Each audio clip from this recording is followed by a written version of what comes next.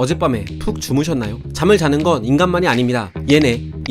얘네와 얘네까지 대부분의 동물들에게도 잠은 필수죠. 심지어 초파리도 여러 날을 잠을 안 재우면 죽고 뇌가 없는 해파리조차 수면과 비슷한 행동을 하는 것으로 드러났습니다. 그런데 사실 조금만 더 생각해보면 잠은 참 이상한 행동입니다. 잠을 안 자는 쪽이 짝을 찾아 유전자를 퍼뜨리기도 유리하고 포식자의 습격을 피할 수도 있으며 더 많은 먹이를 먹을 수 있기 때문에 생존에 유리해 보이죠. 특히 하루 평균 7에서 8시간씩 잠의 시간을 할애하는 인간이란 동물의 행동은 엄청난 수수께끼가 아닐 수 없습니다. 도대체 우리는 왜 잠을 자야만 할까요? 만약에 잠을 자지 않으면 우리 몸에서 어떤 일이 벌어질까요? 잠을 통해 단기 기억이 장기 기억으로 바뀌기 때문에 잠을 자지 않으면 학습 능력이 떨어진다는 너무 고리타분한 얘기는 뒤로 하고 좀 색다른 연구 내용들은 없을까요? 오늘은 여러분들이 미처 몰랐던 잠에 대한 이야기입니다. 때는 1964년 당시 고등학생이었던 랜디 가드너는 무려 11일 동안 잠을 자지 않고 264시간 깨어있는 신기록을 세웁니다. 하지만 이 실험 기간 동안 랜디는 제정신이 아니었습니다. 실험 둘째 날부터 초점을 잃었고 촉각으로 사물을 제대로 인지하지도 못했죠. 다섯째 날부터는 환각과 정신분열 증상을 보이며 라디오 방송 진행자가 자신을 잡으러 온다는 등의 헛소리까지 했습니다. 실험 7일째부터는 기억력이 확연히 떨어지는 건 물론 발음도 제대로 못했죠. 사실 굳이 이 실험이 아니더라도 수많은 과학자들은 수면 부족의 위험성을 경고합니다. 놀랍게도 그 위험 중 첫 번째는 바로 알츠하이머입니다. 지난 2013년 미국 로체스터 의대의 나더가르드 교수는 잠이 뇌의 활동을 통해 만들어진 노폐물을 청소한다는 사실을 밝혀냈죠. 연구진은 쥐의 뇌를 분석한 결과 잠을 자는 동안 뇌세포의 틈새 공간이 60% 가까이 확장되면서 뇌 척수액이 뇌세포의 공간으로 침투해 여기에 쌓인 노폐물을 쓸고 가는 것을 발견했고 이를 글림프 시스템이라고 명명했습니다. 쉽게 말해 길거리에 쌓인 쓰레기들을 물대포로 쓸어버리는 것과 비슷하죠. 그런데 뇌 청소 활동은 왜 하필 잠들어 있을 때만 가능한 걸까요? 나더가르드 교수는 뇌의 이런 청소 활동은 많은 에너지가 필요하기 때문에 깨어 있을 때 정상적인 뇌 활동과 병행하기 어렵다고 말했죠. 특히 쥐로 실험한 결과 알츠하이머를 유발하는 베타 아밀로이드 같은 노폐물이 깨어 있을 때보다 잠들어 있을 때 2배나 더 많이 씻겨 내려갔다고 합니다. 나더가르드 교수는 이를 반대로 해석하면 잠이 부족할 경우 베타 아밀로이드가 뇌에 쌓여 알츠하이머를 유발할 수 있다고 주장했죠. 이와 같은 맥락에서 하버드 대학교의 신경과학자 매튜 워커 박사는 노년층에서 알츠하이머의 발병률이 높아지는 현상이 나이가 들면 잠이 부족해지는 것과 연관이 깊다고 주장합니다. 여기서 더 나아가 노년층의 기억력 감퇴 역시 수면 부족과 관련이 있다고 언급했죠. 수면 부족이 야기하는 두 번째 질병은 놀랍게도 암입니다.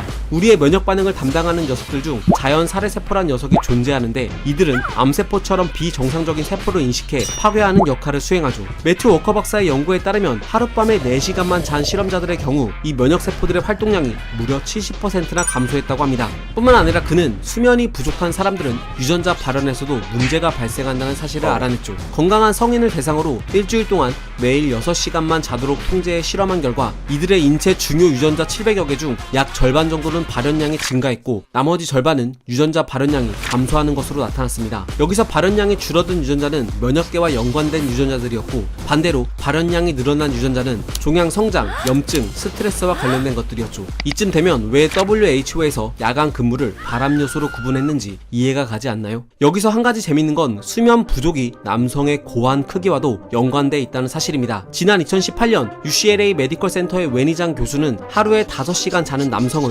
7에서 8시간 자는 남성보다 고환의 크기가 무려 절반 가까이 작다는 사실을 밝혀냈죠. 문제는 크기만이 아니었습니다. 매일 4시간만 자는 남성들의 경우 남성 호르몬의 양이 자신보다 10살이나 많은 남자와 비슷했다고 합니다. 즉 30대 남성이 수면 시간이 부족해질 경우 테스토스테론의 분비량이 40대 남성과 비슷해진다는 거죠. 또 2013년 엠릿 산두 교수는 70여 개국 15억 명의 데이터를 분석한 결과 수면 시간이 1시간 정도 부족해지는 봄철에는 심장마비의 발생 확률이 무려 24%나 늘어나고 수면 시간이 1시간 정도 더 늘어나는 가을철에는 심장마비 발생률이 21%나 줄어든다는 사실을 영국 의학저널에 발표했습니다. 그도 그럴 것이 수면 중에는 심장 박동수가 떨어지면서 혈압도 낮아지기 때문에 자연스레 심혈관계의 부담을 줄여주죠. 전기, TV, 스마트폰, 통신 등 눈부신 과학기술의 발전 결과 우리는 24시간 깨어있는 사회에 살게 됐습니다. 아마 지구상에서 의도적으로 잠을 자지 않는 생물은 인간이 유일할 겁니다. 하지만 인류는 수백만 년이란 진화 역사상 자발적인 수면 부족 문제에 직면한 적이 없었고 따라서 수면 부족의 리스크를 극복할 인체 내 시스템 역시 따로 진화하지 않았습니다. 어쩌면 수면 부족은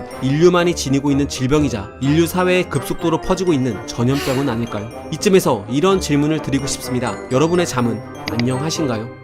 이 영상은 내가 처음 뇌를 열었을 때란 도서를 참고해 제작됐습니다. 책의 저자인 신경과학자 잔디얼 박사는 현대 신경과학 연구들을 토대로 우리 뇌에 관한 흥미로운 사실들을 이야기합니다. 기억력과 IQ에 대한 이야기를 비롯해 젊은 뇌와 이 뇌가 노화되는 과정, 또 자각몽과 불면증에 이르기까지 뇌에 관한 갖가지 궁금증들을 마치 의학 드라마처럼 흥미진진하게 풀어내고 있죠. 특히 저자가 치료한 환자들의 에피소드가 바탕이 돼 있어 뇌과학 책임에도 전혀 어렵지 않습니다. 또 수많은 참고 문헌들은 책에 대한 신뢰감을 한층 높여주죠. 뇌에 대한 재미있고 정확한 지식을 접하고 싶은 분들이라면 꼭 한번 읽어보시길 추천드립니다. 숙제 영상 끝! 지금까지 과학 드림이었습니다. 감사합니다.